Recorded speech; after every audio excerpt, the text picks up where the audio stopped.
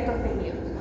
Por definición, fíjense que dice que es una infección, como los dije, que tiene su origen en las estructuras que forman el diente, pero también el periodonto, ¿sí? Y su progresión espontánea puede llegar a afectar los tejidos óseos en la región periapical. ¿Cuál es la evolución natural de la infección odontogénica? Una infección odontogénica empieza de una caries no tratada, ¿ok? Cuando es de origen pulpar. De una caries no tratada, que si no se trata en ese momento va a avanzar hasta el nervio, si no se trata va a avanzar hacia los tejidos apicales y luego puede avanzar más allá, y de eso vamos a estar hablando el día de hoy, ¿ok?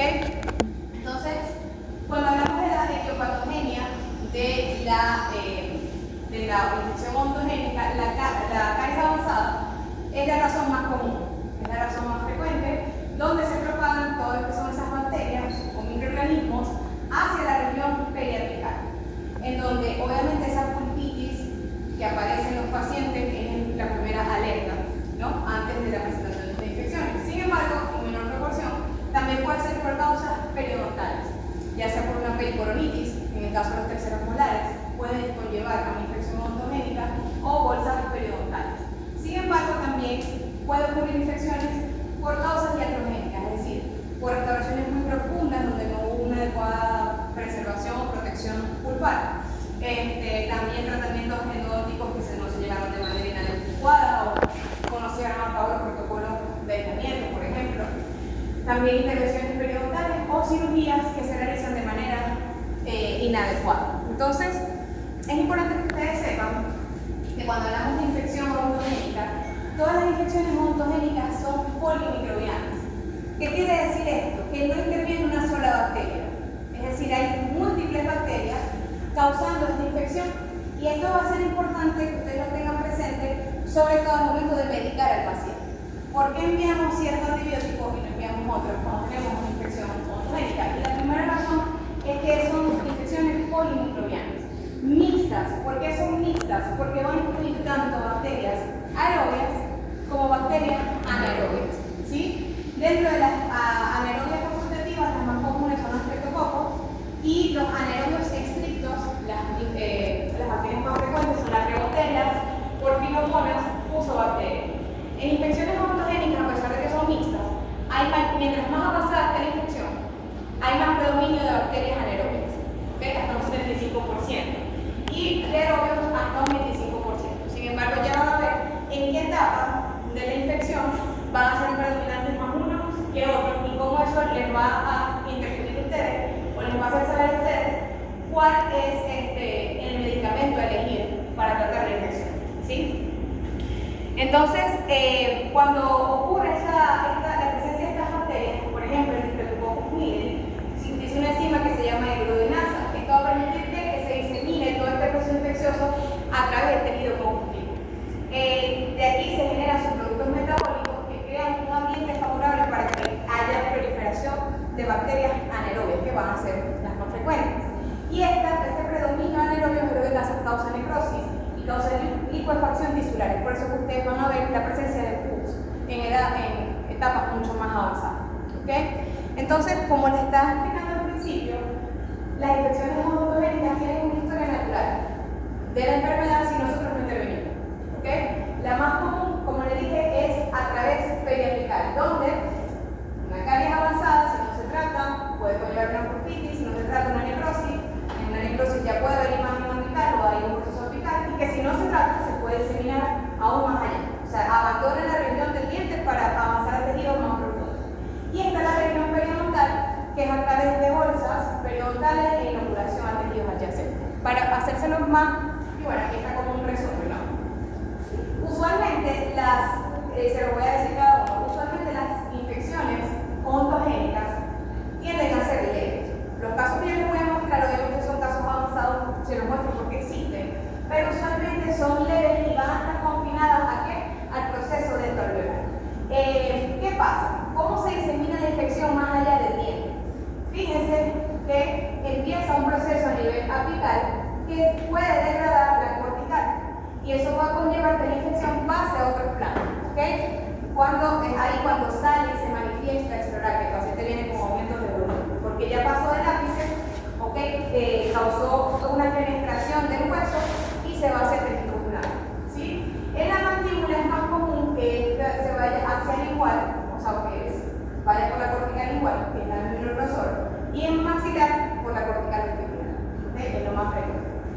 ¿De qué va a depender hacia dónde se va esa infección? Va a depender de las inserciones musculares. Ya vamos a hablar un poquito más de eso.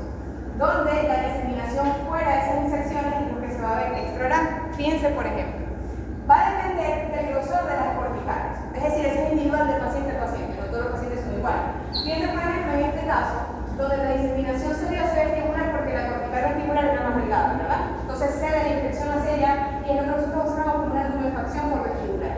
Pero si el paciente tiene una cortical palatina más delgada, se va a ir hacia el paladar. Ah, bueno. ¿Ok? Palabra cierta. Fíjense que en mandíbula puede ocurrir exactamente esto que les digo, diseminación hacia el espacio sublingual. ¿Ok? Sin embargo, puede haber este caso que la diseminación se vaya a vestibular, pero lo más común es que en mandíbula se hace lingual porque en estadística la cortical lingual es más delgada. ¿Ok? ¿Cómo se propagan estas infecciones? Como les he venido comentando, se van a propagar por continuidad, que es lo más común. Van a seguir los trayectos de las infecciones de los músculos y a distancia. Es menos frecuente, pero se pueden diseminar a través linfático o a través de vía hemática. Antes de hablarle de estas diseminaciones, fíjense, ¿verdad? Que esto que está aquí es el músculo bucinador. ¿Okay? Esto que está aquí es el miloideo. Entonces, fíjense, lo importante es que ustedes sepan dónde se insertan los músculos. Si la infección se disemina debajo del músculo miloideo, va a tomar el espacio submetoniano. De eso vamos a hablar ahorita. Pero si se diseminara por encima del músculo miloideo, el espacio tomado va a ser el sublingual. O sea, la división son las inserciones musculares. ¿Okay? Y la manifestación extraoral va a depender hacia dónde se dio la lesión, o la infección, mejor dicho. ¿Okay? Esta parte de aquí la vamos a explicar, pero ustedes la tienen que repasar. ¿Okay? Esto no es aprenderlo en un día.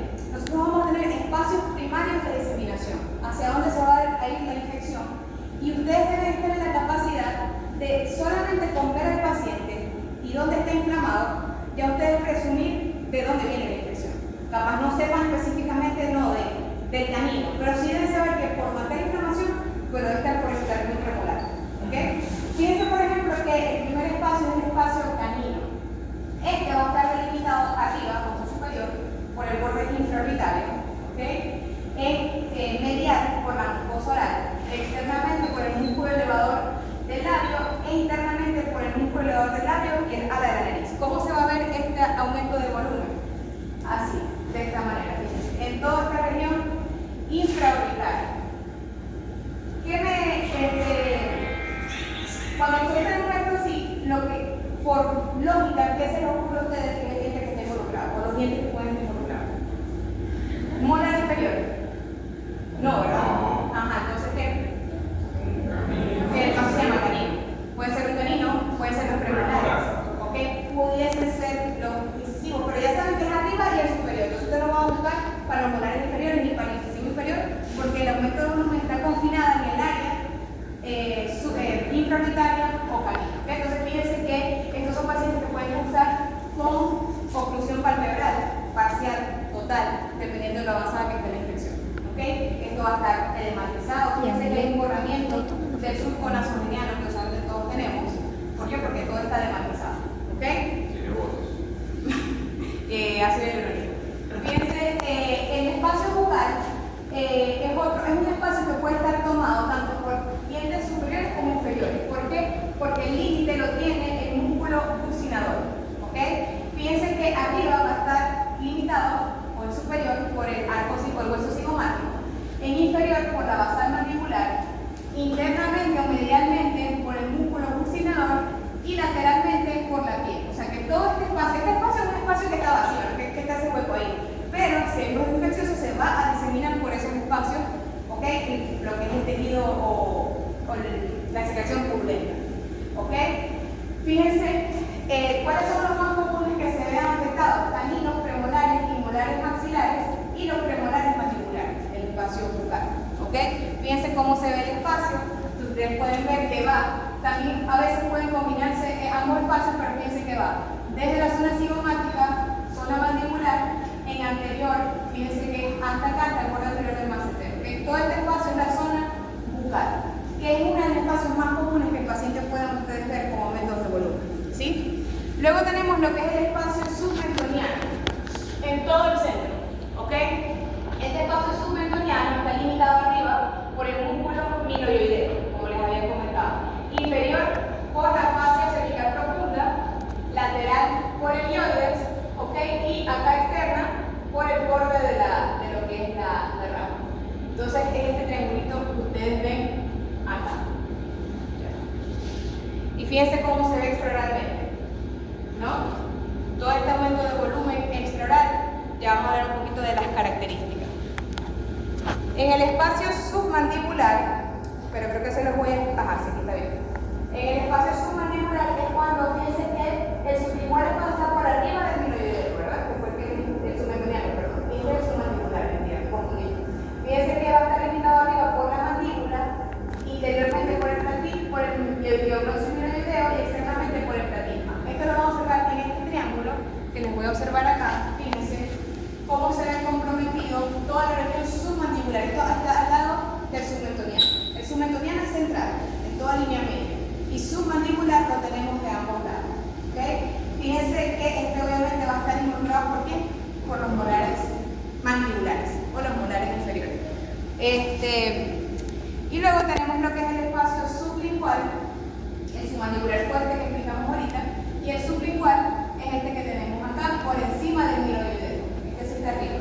Fíjense, quien se para aquí es el minoideo. Por debajo va a estar comprometido el espacio submandibular y por arriba el espacio sublingual, donde la parte superior, la limitación de este espacio, va a ser el piso de la boca. Fíjense cómo está la mucosa, el piso de la boca. En inferior el minoideo, externamente el cuerpo mandibular, pero este es un espacio que medialmente es abierto. ¿Okay? Es un espacio único. Entonces, sublingual, centro, submentoniano de cada lado y submandibular más externo. ¿Okay? Aquí es más común que se afecten los premolares y los molares inferiores. ¿Estamos claros hasta acá? Fíjense que los pacientes que tienen afectación del espacio sublingual, ustedes pueden ver que ellos van a tener como la lengua sobreelevada y puede causar obstrucción de la vía aérea, una glosostosis.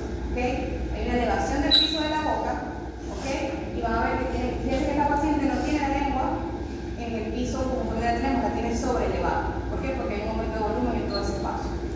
Entonces puede haber un desplazamiento posterior, una obstrucción de vía aérea por esto mismo. Ahora, clínica, ¿cómo se presenta la infección? Es importante que ustedes sepan determinar cuando el paciente viene con aumento de volumen. Si ese paciente cumple con los 5 signos de inflamación, porque puede haber un aumento de volumen y no sea infeccioso, puede que sea tumoral, y eso lo tienen que saber ustedes diferenciar. Entonces, ¿cómo sabemos que hay un proceso infeccioso? Aparte de otras cosas que vamos a hablar más adelante, todo proceso infeccioso va a tener rubor, es decir, esto va a estar enrojecido, va a tener calor, ustedes tocan y eso está caliente, al aumento de la temperatura local, tumor o aumento de volumen, dolor y pérdida de la función. ¿Por qué? Porque usualmente estos pacientes tienen indicación a la apertura. ¿Okay? Entonces fíjense que estos son los 5 signos de inflamación. Eso lo tienen que saber ustedes de cabo a rabo. ¿Cuáles son? Rubor, calor, tumor, dolor y pérdida de la función. Son los 5 signos de infección. Entonces, ¿cómo diferenciamos la celulitis del absceso? No es lo mismo celulitis que un absceso, y no es lo mismo la celulitis del absceso o del edema. Esto va a depender del tiempo de evolución que tenga el paciente. Vamos a suponer que ustedes tienen un paciente y el paciente tiene dolor. Y les escribe, doctora, acaba de amanecer inflamado. Esa primera fase realmente es un edema. ¿Okay? Es la fase de inoculación. Tiende a serlo el primer día, el segundo día. Y en esa fase, el dolor es leve, el tamaño del aumento de volumen puede ser variable. O sea, puede ser muy pequeño o puede estar bastante exagerado. El color, tal vez en ese momento todavía no está enrojecido, como lo vimos ahorita. La consistencia es gelatinosa y no hay presencia de flujos en ese momento. ¿Qué bacterias van a ser más frecuentes aquí? Las bacterias aerobias, en esa primera fase de la infección. Si no hacemos nada, puede conllevar a una celulitis. Una celulitis, los límites de la celulitis son difusos, o sea, ustedes no pueden ver hasta dónde llega, ¿okay? El proceso. Pero se diferencia también que si hay un enrojecimiento, ¿okay? De lo que es la piel, y la consistencia es endurecida, indurada. O sea, ustedes tocan un paciente con celulitis y toda esta zona va a ser indurada, ¿ok? Va a estar como leñosa esa zona. No hay presencia del pus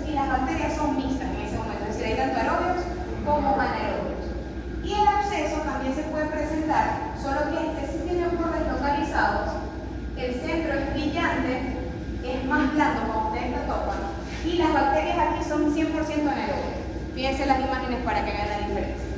Esto es una celulitis y esto es un absceso. ¿Ok?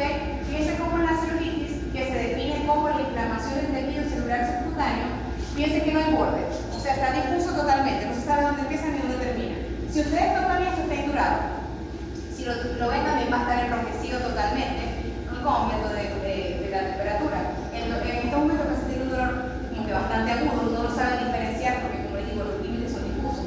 Ahora, en el absceso, ¿cómo? Puede haber fiebre. En el absceso, fíjense que está más delimitado, ¿verdad? Donde el centro es brillante y alrededor es rojizo. Esto es depresivo. Ustedes tocan esto como un globito, a medio llenar. ¿Ok? Y aquí hay dos vías. Cuando el paciente tiene un absceso, o se hace un drenaje quirúrgico, nosotros mismos drenamos el contenido, o se fistuliza. Hay pacientes que drenan espontáneo, si nosotros intervenimos. ¿Ok? Pero básicamente es importante que ustedes sepan diferenciar un estado del otro. ¿Okay? No es lo mismo celulitis que el absceso. Entonces, ¿qué factores van a intervenir para que se dé la propagación de la infección odontogénica? Va a depender mucho de la resistencia del hospedador, es decir, cómo está ese sistema inmunitario de la persona. No es lo mismo el avance de una infección odontogénica en un paciente sano a un paciente que está inmunocomprometido. Uno de los pacientes que presentan mayor grado de complicación de infección odontogénica son pacientes diabéticos no controlados. Ya sabemos que los diabéticos son pacientes que están inmunocomprometidos y si están en descontrol, las complicaciones son más frecuentes en ellos. Obviamente, el paciente recibiendo terapias oncológicas, que sabemos que también están inmunosuprimidos, pacientes seropositivos no controlados. O sea, todo paciente que tenga un grado de estar inmunocomprometido tiene mayor riesgo de que esta infección avance rápido, se propague rápido. ¿Okay? También va a depender de la capacidad del microorganismo de propagarse y también va a depender de la antibioticoterapia que se utilice. ¿Okay? Entonces, fíjense que esos son los factores generales. Los factores locales para que se disemine esa infección va a depender de la relación de los ápices con las corticales, lo que yo les decía, si está más cerca del vestibular, está más cerca del palatino, más cerca del vestibular o del lingual. También las inserciones músculo-aponeuróticas, que es lo que decía, hacia dónde se va a diseminar va a depender de hacia dónde se diseminen de acuerdo a las inserciones musculares. ¿Ok? Fíjense que, por ejemplo, si aquí se inserta el miloideo, si se disemina por arriba, o sea, si las raíces anatómicamente están dispuestas por arriba, se va al espacio sublingual, pero si de casualidad los ápices están más abajo en la inserción, se va a ir al espacio mandibular. Entonces, va a depender mucho de esas inserciones en músculo-aponeuróticas. Entonces, ¿cómo diagnosticamos una infección odontogénica? Primero, debemos tomar en cuenta el motivo de la consulta, porque llega el paciente. A veces es evidente, obviamente, ustedes van a ver un aumento de volumen, pero no todo aumento de volumen es una infección odontogénica. Es por eso que lo primero que deben tomar en cuenta son los antecedentes del paciente. ¿Cuánto tiempo tiene ese aumento de volumen? No es lo mismo un paciente que lo que sabe, yo tengo, doctora, una semana con este aumento de volumen, a que le diga yo tengo un año con este aumento de volumen. Un paciente con un año con aumento de volumen no puede ser una infección odontogénica. ¿Okay? Entonces deben tomar en cuenta el tiempo de evolución. También evaluar el diente asociado, descartar cuadros que no sean odontogénicos, porque como les digo, no todo proceso de aumento de volumen en la cara es una infección odontogénica, aunque es lo más común. Pero puede también estar asociado a glándulas salivales, puede ser lesiones tumorales, ¿ok? Benignas, malignas. Entonces es importante que tomemos en cuenta sobre todo ese tiempo de evolución. Signos y síntomas deben determinar en qué estadio de la infección odontogénica está. Estamos en una celulitis, estamos en un absceso, estamos en un proceso de inoculación, o sea, en instancia, y siempre valoración imaginológica para confirmar lo que ustedes están viendo. Porque capaz ustedes abren la boca y van a ver la cara y así en un diente, pero deben confirmarlo a través de radiografías. Y también estudios complementarios como exámenes de laboratorio. En un paciente con infección odontogénica, que ya vieron que es una infección de tipo bacteriano, ¿qué creen ustedes que va a estar alterado en esos exámenes de laboratorio? ¿Qué se le ocurre? ¿Cómo?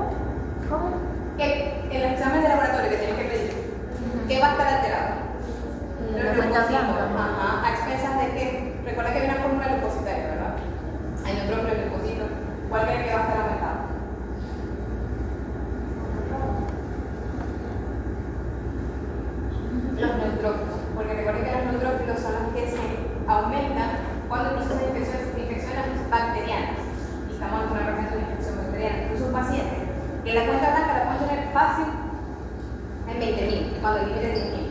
¿Ok? A expensas de neutrófilos, que es hasta 60%, lo pueden tener en un 90%.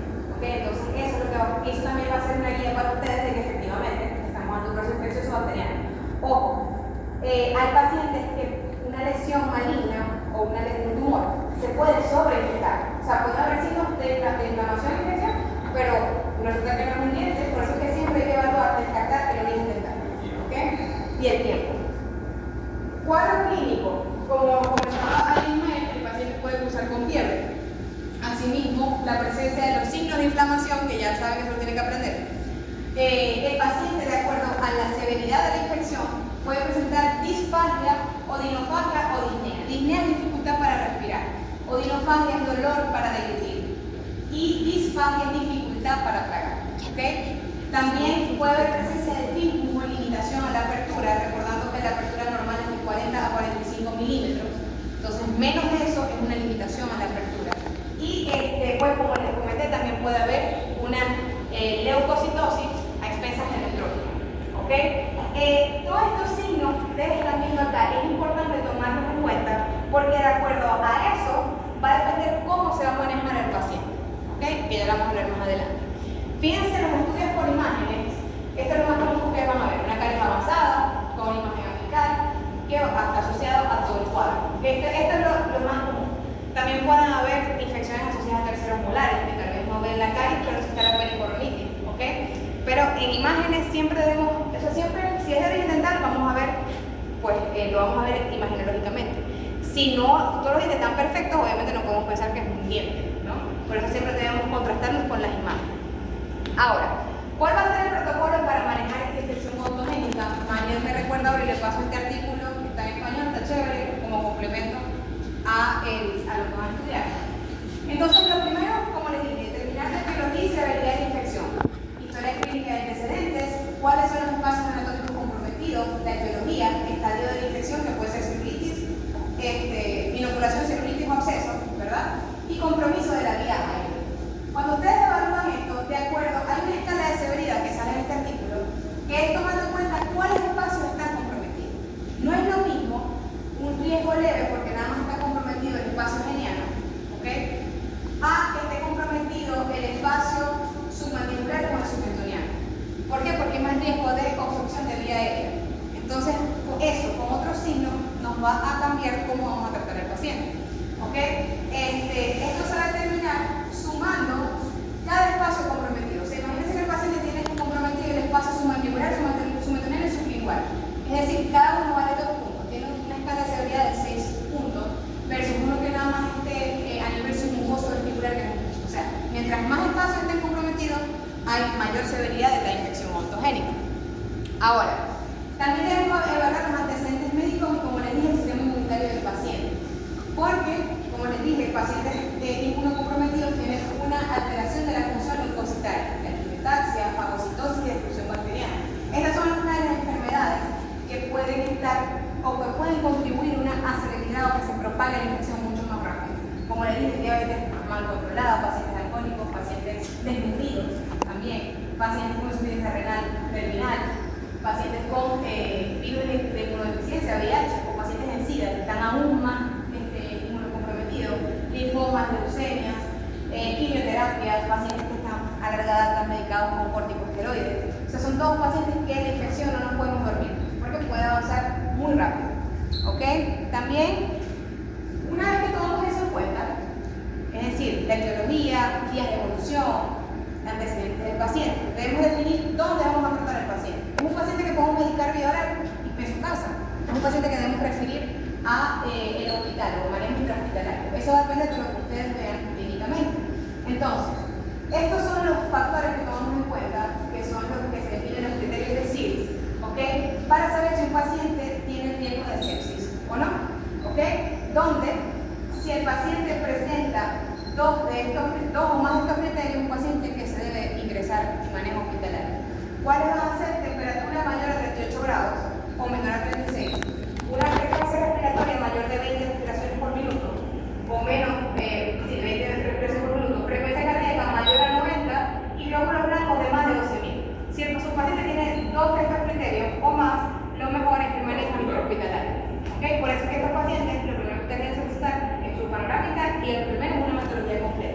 bueno, obviamente, si el paciente le refiere ser diabético, ustedes piden una glicemia para demostrar, ¿ok? Además de esto, si el paciente cumple con esto, pero además presenta trismus, es decir, dificultad de apertura, y presenta disnea, disfagia u odinofagia, más a mi favor es un paciente que debe ser manejado intrahospitalariamente. ¿Por qué? Porque recuerden que lo que más nos interesa en una infección odontogénica es mantener lo que es la vía aérea. Entonces, un paciente que tiene trismus, ¿cómo ustedes pueden preservar la vía aérea fácilmente desde la casa? Y si el paciente tiene disnea, disfagia, odinofagia, y además de esto presenta fiebre, taquicardia, taquipnea o una leucocitosis, pues obviamente tiene mayor riesgo de complicación. Aquí me gustaría que hablaran técnicamente. La fiebre, frecuencia respiratoria alta, que se dice taquipnea, frecuencia cardíaca elevada, taquicardia. Entonces un paciente taquicárdico, taquipneico, con una leucocitosis o aumento de los glóbulos blancos por más de 12.000, pues obviamente nosotros vamos a preferir que el manejo sea intrahospitalario. ¿Ok? Ahora, acá vienen como un resumen de estos criterios. ¿Cuáles son los criterios para remitir? Aquí dice al cirujano oral o maxilofacial. Yo diría remisión a manejo intrahospitalario. ¿Ok? Que sería dificultad para respirar, para tragar, deshidratación, trismus moderado a grave, de menos de 20 milímetros, inflamación que va más allá del proceso alveolar, fiebres elevadas, malestar general, alteración de la defensa o fracaso en tratamientos previos. ¿Ok? Ahora, ahorita vamos a hablar un poquito de la medicación, pero no es nada más medicar al paciente con antibiótico, esa no es la solución. Obviamente es necesario en estos casos sí medicar con antibiótico, pero la resolución no va a estar dada hasta que ustedes eliminen el agente causal. Es decir, eliminar el agente causal se puede hacer de dos vías, es decir, a través del tratamiento endodóntico o la extracción, porque el origen de esta infección es del daño. ¿Okay? Si ustedes no eliminan el foco infeccioso, sino que nada más que puede pasar a veces hay pacientes que, bueno, yo no tomo antibiótico, se les disminuye la inflamación, pero la gente sigue estando allí. Entonces vuelven al mes otra vez con la celulitis o con el aumento de volumen. Entonces, hasta que no se elimine el agente causal, pues no estamos haciendo absolutamente nada. Aquí en el tratamiento quirúrgico hay pacientes que con la extracción o tratamiento endodóntico, si no es tan grave, se puede mantener el diente y se resoluciona el cuadro. Pero hay veces que es necesario tratamientos quirúrgicos como el drenaje, ¿okay? de abscesos, que fue lo que vieron ahorita. Fíjense que eso es un aumento de volumen que por las características que están viendo es un absceso. Fíjense que está delimitado, el centro está amarillento, el espacio submandibular, si ustedes lo tocan eso va a estar fluctuante, eso es puro contenido purulento. ¿Okay? En esos casos, les explico. No, siempre va a haber una leucocitosis, un aumento de volumen, de glóbulos blancos. Esto se lo explico para que lo tengan frecuente o lo tengan en mente, no porque ustedes lo vayan a hacer en su consultorio, esto debe ser manejado obviamente ya por especialidad, pero esto es un caso que si no queremos que fistulice espontáneo, donde obviamente la cicatrización va a estar desde el punto de vista estético peor, hay que hacer un drenaje local de ese contenido. Para eso están determinados lo que se conocen como los criterios de topacia, que son cómo drenar eso, o sea, eso no es que ustedes meten ahí en medio y drenan, no, eso tiene unos criterios que se deben seguir. Los de la incisión que nosotros utilizamos para drenar estos pacientes es en piel sana, o sea, no se hace directamente en la piel del acceso, se hace sobre piel sana, en una zona que sea estética. Fíjense que está submandibular, se trata de hacer en una zona donde va a ser la sombra, ¿okay? Para que no se note tanto, y se hace en la zona de máximo declive, es decir, fíjense que este aumento de volumen está hacia acá, entonces el máximo declive es esta zona, no que lo vamos a hacer por aquí o por aquí, no, en la zona de gravedad, donde se hace una disección roma con un drill, puntas roma, ¿okay? Para lograr entrar a la pared de ese al interior de ese absceso, y usualmente se dejan drenes de capilaridad, ¿okay? Una especie de tubos para que den todo el contenido en esa zona. Eso se fija y todo el drenaje del contenido purulento va a ser a través de allí. Claro, ese dren se deja hasta que ya no haya más secreción purulenta. Una vez que ya cesó o es mínimo, se retira, porque eso obviamente puede adaptar como cuerpo extraño. Y obviamente siempre se debe limpiar esos márgenes a través del diario. O sea, estos son pacientes que usualmente se manejan intrahospitalariamente. ¿Okay? Fíjense, por ejemplo, en estos casos se hace la incisión, que esta es la disección roma, fíjense que el instrumento es romo, y en este caso se dejaron tubos o lo que es el tren de capilaridad pasando de un extremo a otro. Esto también se hace en casos donde hay anginas de Lewy o una complicación más elevado. En cuanto a la medicación, obviamente en estos casos va a estar el paciente medicado con antibióticos. Sin embargo, usualmente nosotros enviamos en primer lugar una antibiótico-terapia en PI. ¿Qué quiere decir eso? No tenemos un cultivo con nosotros, un antibiograma, pero conociendo la microbiología de las infecciones odontogénicas, enviamos una terapia empírica. En esos casos de drenaje del absceso, fíjense que lo ideal es tomar un cultivo, ¿okay? de esa muestra, de ese pool, para saber qué bacterias están ahí y a qué son sensibles. Fíjense que ahorita realmente hay una alta resistencia antibiótica o resistencia de los microorganismos a los antibióticos por el uso indiscriminado de los mismos. Entonces, bueno, a veces hoy en día no todos responden a todos los antibióticos, a veces hay casos donde son resistentes a bastante. Entonces siempre lo ideal sería manejarlo, la terapia antibiótica, con cultivo y antibiograma. ¿Ok? ¿Cuándo va a tener indicado el uso de antibióticos? Inflamación que pasa más allá del proceso celular, celulitis, cismo, linfadenopatía, como ganglios palpables, fiebres, pericoronitis graves. ¿Qué es lo que hablábamos en clases de analgésico? No porque el paciente tiene más antibiótico que le van a enviar antibiótico, o no porque el paciente le duele que le van a enviar antibiótico. El antibiótico se designa para estos casos ya donde el proceso infeccioso pasó más allá. ¿Ok? Entonces, esto es un protocolo establecido de antibiótico-terapia que está basado en lo que hasta hoy en día sabemos que son las bacterias más frecuentes. ¿Ok? Donde, a pesar de su uso indiscriminado, los beta-lactámicos, como la amoxicilina con ácido clavulánico o la sultamicina, siguen siendo el gol estándar para el manejo de infecciones odontogénicas. Estas aminopenicilinas tienden a usarse solas cuando nada más estamos en etapas iniciales. ¿Por qué? Porque ellas atacan más a los aerobios. ¿Okay? Entonces, por solas se tienden a usar en etapas de inoculación. Como vía oral, en casos leves, ¿ok? Cada 12 horas, cada 8 horas, dependiendo del antibiótico, por supuesto. Aunque tenemos opciones como el cefaloxilo dentro de la cefalosporina, ¿ok? Y en pacientes que requieren de admisión intrahospitalaria, usualmente se envía vía endovenosa, o sea, el manejo no va a ser vía oral, sino vía endovenosa, con la sultamicilina, ¿ok? Ahora, en caso de pacientes alérgicos, tenemos como opción lo que es la clindamicina, el metronidazol, no sale acá, pero me lo proporciona la citromicina, ¿ok? Y por vía endovenosa también tenemos la clindamicina y el metronidazol. Ahora, como les estoy comentando, esto es en casos donde estamos en etapas iniciales. Ahora, si estamos en una celulitis como tal, o ya en un absceso, la medicación es un doble esquema antibiótico. O sea, usted no va a enviar solo un antibiótico, se envían dos antibióticos, uno que actúe sobre aerobios y otro que actúe sobre anaerobios. Dentro de los anaerobios, entonces, tenemos a los que actúan sobre anaerobios, a la clindamicina, al metronidazol, ¿ok? Que usualmente se envían esas combinaciones. Amoxicilina más clavulánico más el metronidazol o más la clindamicina. En casos de pacientes con celulitis, con absceso o pacientes inmunocomprometidos que la infección pueda avanzar rápido. ¿Ok? ¿Claro hasta aquí? Ok. Es importante también en estos pacientes la evaluación periódica de los signos vitales. Fíjense que uno de los criterios de ingreso es taquicardia, taquipnea. No sé si ustedes van a estar en posal de monitorización de la frecuencia cardíaca, de la frecuencia respiratoria, de los pacientes de la tensión arterial. No abandonarlos, sobre todo los pacientes intrahospitalarios. Siempre se les hace un control, al menos 2 veces al día, para ver cómo están y que no empeoren los síntomas. ¿Okay? Igual la disnea, disfagia o disfagia. Ok.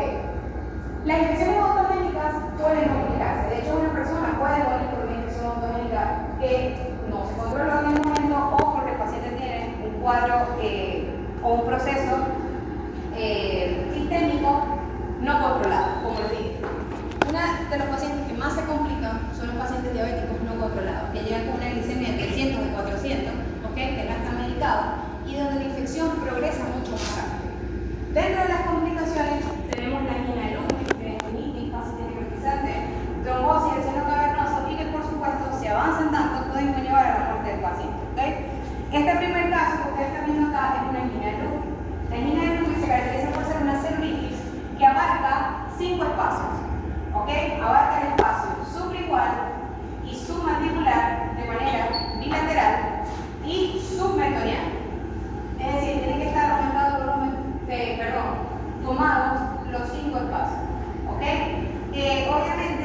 casos, un paciente con angina que tiene dificultad para respirar, dificultad para tragar, porque obviamente se ve comprometida la vía aérea. Es un paciente que además ustedes van a ver que babea, literalmente, porque no puede ni siquiera deducir su propia saliva. Y en este caso particular, me acuerdo que con esta paciente se realizaron drenajes. Esta paciente estuvo ingresada por un mes aproximadamente, en donde obviamente las cuentas blancas elevadas. Si es una paciente que no se controla, puede conllevar a otras complicaciones dentro de lo que son las complicaciones de infecciones. ¿Cómo? Sí, todo esto empezó por un diente, que obviamente la infección se propagó a todos los vasos. ¿Okay? Fíjense acá que el problema con esto es que, fíjense qué pasa. ¿Por qué el paciente le cuesta tragar? Fíjense que a nivel sublingual hace que la lengua se eleve y se recluya hacia atrás. ¿Okay? Entonces fíjense cómo el espacio intraoral se ve como ocluido. Aparte de esto, fíjense que a nivel submandibular también la infección se nota, y esto aquí es vía aérea. O sea, si esto continúa hasta acá o esto continúa hasta acá, cierra o colapsa la vía aérea, que es lo que más nos interesa. ¿Ok? Fíjense, por ejemplo, este fue un caso de una angina de Lund. Este paciente sí tenía diabetes no controlada, paciente súper joven en realidad, pero diabético no controlado. Este fue un paciente que se ingresó con el diagnóstico de angina de Lund. Fíjense cómo tenía los 5 espacios tomados. Esos 5 espacios tomados realmente, clínicamente ustedes pueden ver que están tomados, pero lo ideal es diagnosticarlos a través de tomografía. ¿Ok? En este caso en particular, al paciente, esta infección siguió hacia el tórax. ¿Ok? Por lo que el manejo del mismo fue realizar drenajes mínimamente invasivos, ¿ok? A nivel de la zona de la angina, pero también se realizó una toracotomía. Esto es una vez que contenido purulento que se sacó a través de la toracotomía. ¿Ok? Entonces fíjense cómo algo que pasó con un diente puede diseminarse muchísimo. ¿Ok? También otra de las complicaciones que se pueden presentar es la fascitis necrotizante. La fascitis necrotizante básicamente es una inflamación que se disemina en la dermis y tejido subcutáneo, no va a afectar a nivel muscular como tal. ¿Okay? Donde hay una necrosis que se disemina en la piel y tejido subcutáneo, es decir, se ve una alteración a nivel de la irrigación sanguínea, donde al no haber una adecuada irrigación se necrosa el tejido. ¿Okay? Entonces fíjense que este paciente acudió de esta manera con una angina también de Ludwig, pero progresó hacia una fascitis necrotizante, donde hubo una necrosis, ¿okay?, de esa dermis, de ese tejido celular subcutáneo, y hay un cambio. Estos pacientes presentan como un banco de coloración, ¿okay? Y si ustedes palpan a este paciente va a haber fobia. ¿Qué quiere decir eso? Que ustedes deprimen y queda la depresión y tardan en retornar. ¿Okay? Todo esto que ustedes ven aquí, vamos a enseñar un poquito, creo que sí, es tejido necrótico. O sea, todo eso que ustedes ven ahí con cambio de coloración, van a ver que estos pacientes se les empieza a poner la piel como violácea, que indica que esa zona está necrótica. Ustedes pueden retirar esa piel sin anestesia, el paciente no va a sentir porque está totalmente necrótico. ¿Okay? Fíjense, aquí pueden ver el cambio de coloración. Fíjense cómo se ha enrojecido, violáceo. Todo esto es piel necrótica. Donde, como les digo, en la función de básicamente hay una necrosis de esa fase superficial y una trombosis del vaso sanguíneo. Por eso es que se da esa presencia de necrosis. En estos casos lo que hay que hacer es una limpieza quirúrgica, además de antibiótico-terapia. ¿Okay? Usualmente se hace bajo anestesia. Fíjense que ese paciente, donde se tiene que eliminar todo el tejido necrótico y dejar la zona sangrante, básicamente, por así decirlo. Ok, ya. Fíjense que este paciente pasó de esto a esto. Ahí se eliminó todo lo que fue el tejido necrótico y obviamente que un efecto cutáneo importante, ¿no? Sin embargo, ese paciente, claro, ese paciente se salió daño hasta que se perdió. Ya se había referido como cirugía plástica para injerto cutáneo, pero bueno, todavía no sabemos qué pasó con él, porque se sintió bien y se fue, que esto se cerró mucho más. ¿Okay? Pero fíjense lo que puede conllevar una cosa a la otra. Otra de las complicaciones que se puede presentar es una trombosis en el seno cavernoso. Cuando hay infecciones en esta zona de acá, de la cara, ¿Y el olor? importante, o sea, olor fétido. Son pacientes que de verdad el olor es bastante. ¿No?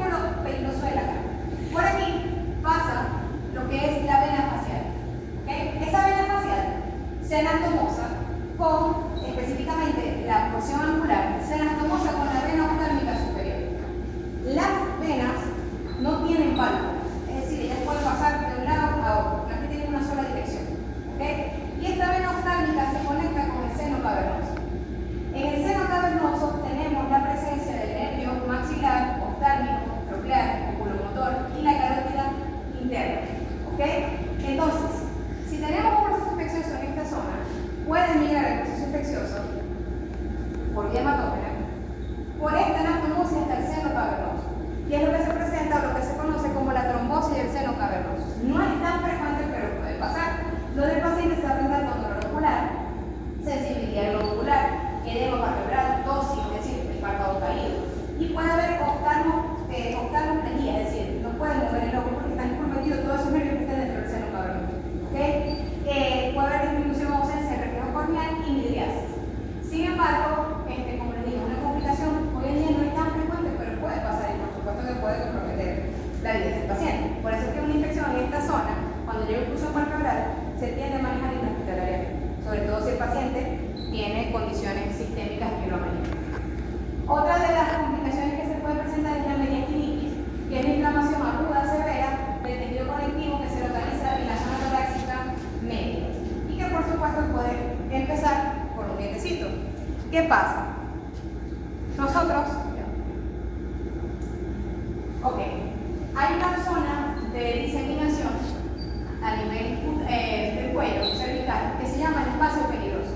El espacio peligroso va a estar ubicado entre, esto es como si fuese un corte coronal del paciente. Imagínense que sacaron este corte y hicieron esto. Estamos hablando que entre el espacio prevertebral y el espacio retrofaringeo, en esos dos espacios, esto es un espacio que no está ahí hecho, o sea, eso es un espacio virtual. Si pasa por ahí algo que se abre, si no, siempre están plegados, cerrados. Pero si la infección no se controla, puede llegar hasta el espacio peligroso y ahí se lo invalida. Eso va directo a lo que es el mediastino. Entonces, es por eso que se llama espacio peligroso, porque toda la diseminación infecciosa que pasa a través de ahí puede llegar directamente al mediastino.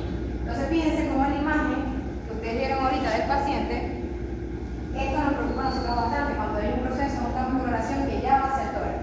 Porque eso nos está indicando que la infección ya no está aquí localizada, sino que está bajando. Entonces, fíjense, si ustedes tocan esto, aquí también hay fobia. Dejan el dedo, queda como el socavado y luego lentamente en la piel ustedes deberían tocar y la piel vuelve directamente a su posición. Pero en esta posición ustedes tocan y vuelven y queda como socavado después de retorno. En esta mediastinitis, pues por supuesto puede conllevar a la muerte del paciente. Fíjense que justamente en esta zona tenemos el mediastino, que es el órgano de los pulmones, el corazón. Entonces estamos hablando de una zona que puede llevar a compromiso del paciente. Fíjense este pacientico, cómo hay un cambio de coloración en toda esta zona. Este es un paciente diabético. Fíjense que ya hay una paciente necrotizante acá. Hay una necrosis en esta zona. Como le digo, todo esto empieza del cuello. Fíjense, esto aquí es una fascitis necrotizante. Fíjense cómo aquí está todo necrótico, un cambio de coloración, y está de hecho una negruzco, que es mira para acá. Este es un paciente que presentaba una infección odontogénica, un paciente diabético no controlado, y se hospitalizó en un diciembre, no sé, 30 de diciembre. Y el paciente se fue a contraopinión médica para pasar fin de año en su casa. Vuelve el 2 de enero con disnea, cardiomegalia, así como lo están viendo. Y este paciente realmente fallece, porque como digo, no controlado. El haberse ido del hospital, no recibiendo la medicación, hizo que todo se complicara más de como él estaba. Fíjense que él se necrosó a tal punto que él perdió toda esa piel. Entonces, obviamente, fue un paciente que falleció. Y fíjense esta imagen, la pongo para que ustedes vean que de un dientecito se puede complicar bastante la cosa si no sabemos cómo diagnosticar y manejar el paciente. Entonces, eso es más a reflexión y también entrenamiento o educación de nosotros hacia los pacientes, porque a veces los pacientes no toman en serio a nivel de lo que todo lo ocurre en la calidad oral. Y que obviamente esto se previene desde una caries que no fue o sea, estamos hablando de una caries que empezó en el mano. Y miren hasta dónde llega. Entonces eso se lo dejo a la reflexión. Entonces, bueno, aquí, por eso mismo, a veces nosotros convivimos con muchos pacientes en el ámbito hospitalario y realmente la salud es la riqueza real, no piezas de oro ni plata. Estar